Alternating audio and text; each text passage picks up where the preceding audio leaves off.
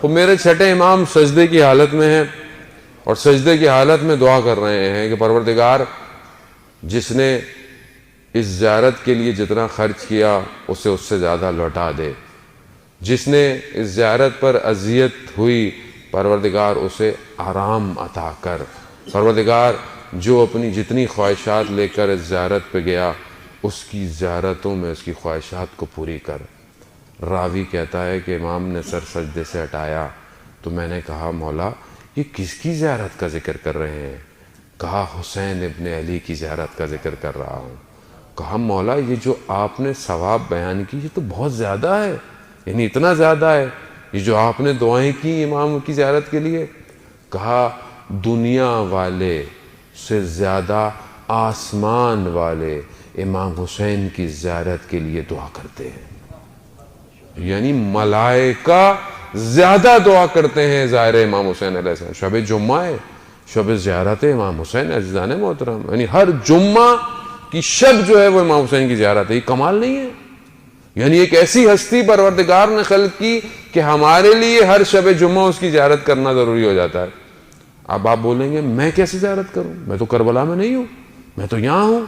آئیے امام کی خدمت میں جب شخص پہنچا، امام نے پوچھا اس سے کہ تم ہمارے جد کی زیارت پہ جاتے ہو؟ کہا مولا سال میں ایک دفعہ۔ کہا مہینوں میں نہیں جاتے؟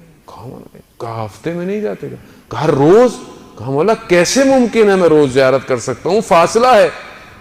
کہا کھلے آسمان کے نیچے جایا کرو، 3 دفعہ کہو صلی اللہ علیہ یا ابا عبداللہ، صلی اللہ علیہ یا ابا عبداللہ، صلی اللہ علیہ یا ابا عبداللہ۔ کہا بالکل ایسی ہی جیسے تم نے امام حسین کی زیارت کی۔ شب جمعہ ہے عزیزان محترم، ہر زیارت ہے، حسرت رکھے دل میں کہ کاش کسی شب جمعہ میں کربلا میں ہوں۔ یہ معاملہ کوئی اور ہے۔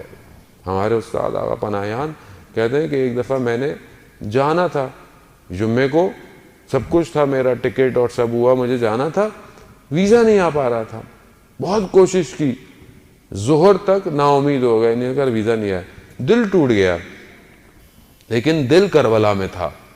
کہتا ہے 2 دن گزرے، دوست کا فون آیا، وہ بھی عالم دین تھے، انہوں نے کہا کہ میں نے خواب میں دیکھا تھا۔ اس کو پھر میں نے کسی اہل معنی اہل دل جو عالم ہوتے ہیں ان سے پوچھا، میں نے خواب میں دیکھا کہ جمعرات کی رات ہے اور آپ کربلا کے اندر ہیں۔ تو جب میں نے ایک بڑے عالم سے پوچھا تو انہوں نے کہا کیونکہ اس کی روح کربلا میں تھی، اسی لیے امام نے اسے زیارت کے لیے کربلا بلا لیا۔ عزیزان محترم حسرت کرنا ضروری ہے کہ کاش ہم 3 شعبان کا جشن کربلا میں کر رہے ہوتے، خوب ضروری ہے یہ اندر سے مانگنا۔ میں کیسے جا سکتا ہوں مولا آغا صاحب، میرے تو یہ ہے وہ، خوب جس کے پاس کروڑوں روپے بھی ہوں جب تک امام نہ بلائیں کوئی بھی نہیں جا سکتا، بلاتے وہی ہیں۔ اب آپ بولیں گے وہاں صاحب بہت سارے لوگ تو عجیب عجیب سے جاتے ہیں اور عجیب سے واپس آتے ہیں، خوب یہ عجیب سے جانا کرم ان کا ہے، بلانا، عجیب سا واپس آنا یہ میری اپنی تقدیر ہے، یہ میرا اپنا مقدر ہے کہ میں وہاں سے آگے بھی صحیح نہیں ہوا، ان کا کرم، انہوں نے تو سب کو بلایا، انہوں نے تو رات کو کیا کہا، نہیں چاہتا چلے جاؤ، بیعت اٹھاتا ہوں، جنت تمہاری، یعنی بھیج رہے ہیں رات کو، اور صبح دشمن کے سامنے کیا کہہ رہے ہیں، حل من ناصر ینصرونی، ہے کوئی میری مدد کرنے والا۔ اللہ اکبر، کتنی مختلف تقریریں ہیں دونوں، رات کو بھیج رہے ہیں اور صبح سب چلے گئے، کہہ رہے ہیں کوئی میری مدد کرنے والا۔ یہ ہے امام، یعنی آخری وقت تک دشمن کو بھی ہدایت دے رہا ہے کہ شاید کوئی آ جائے، شاید کوئی ایک آ جائے، اور یہاں جو آئے ہوئے کہہ رہے ہیں چلے جاؤ، میں نے سب تمہیں دیا، چلے جاؤ۔ رات کو امام نے پوری کوشش کی کہ کوئی بھی خراب بندہ نہ رہے، صرف صالح رہے میرے ساتھ، اور صبح مقابلے میں صرف اشقیاء رہے میرے، صالح سارے پہلے ہی چلے گئے۔ رات کو امام اس طرح کر رہے ہیں کہ عشق قرت ہے، قرآن ہے، عبادت ہے، اور صبح سب نے اپنی ساری جانیں لوٹا دیں، کچھ نہیں بچا، صرف حسین ابن علی اکیلا کھڑا ہوا ہے۔ یعنی وہ بلاتے ہیں۔ اب یہ ہماری اپنی ظرفیت ہے کہ ہم وہاں پہنچ کر لاتے کیا ہے، یہ کرم ہے۔ در و دیوار چوم کے آ رہے ہیں یا پھر کچھ لے کر آ رہے ہیں۔ عزیزان محترم، تو جب چھٹے امام سے کہا کہ مولا یہ تو آپ نے بہت کہا دنیا والے کیا دعائیں کریں گے، ظاہر کے لیے تو آسمان والے دعائیں کر رہے ہیں، یہ فضائل ہے میرے امام حسین کا۔ بات آگے بڑھی، بات یہ ہے کہ انہوں نے کہا میرے مولا نے، کیا تم چاہتے ہو کہ ملائکہ تم سے مصافحہ کریں، ملائکہ تم سے ہاتھ ملائیں، ملائکہ تمہارے وجود کو لمس کریں؟ کہا کیوں نہیں چاہتے مولا؟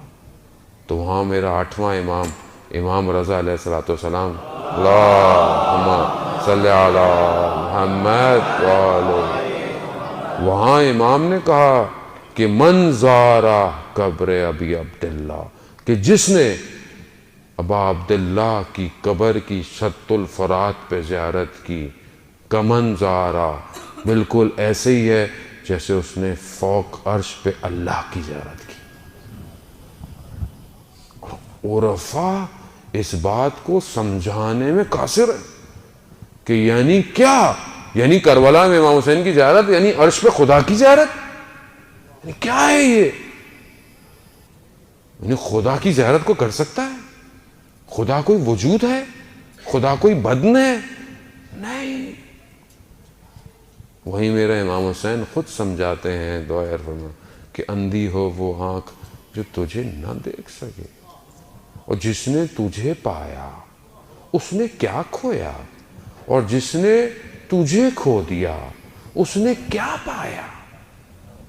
عزیزان اگر ہم نہیں سمجھ پائے آج تک امام حسین کو، ہم نے چند چیزیں رکھی ہوئی ہیں پورے محرم کا پیکج، جیسے ہی محرم شروع ہوگا ہمیں امام حسین تھوڑی یاد رہتا ہے محرم پہ، ہمیں تو اپنی مجلس یاد رہتی ہے، ہمیں تو اپنی نیازیں یاد رہتی ہیں۔ میری مجلس ہونی ہے پورے سال میں ایک دفعہ، میری پوری طاقت اسی پر ہے کہ میری مجلس اچھی ہو، میری نیاز اچھی ہو۔ اور جیسے ہی محرم شروع ہوتا ہے مقصد امام حسین تو کسی کو یاد ہی نہیں ہے کہ امام حسین نے کیا فرمایا، کتنے قول، کتنے نامے، کتنی تقریریں، کتنے خطبے، ہدف کیا تھا۔ ہم تو بس آپس میں شروع کر دیتے ہیں لڑنا ورنا، ایک گروہ یہ مانتا ہے ایک گروہ وہ مانتا ہے، اور ہمارا پورا مہینہ ایسے گزر جاتا ہے۔ کیوں نہیں میں اس چیز کو درک کر پا رہا کہ جس کو بار بار میرے ائمہ نے ریپیٹ کیا، تکرار کیا؟ کیوں کربلا بار بار دہرائی جاتی ہے؟ کیوں امام حسین کا اور امام حسین کے اصحاب کا ذکر کیا جاتا ہے؟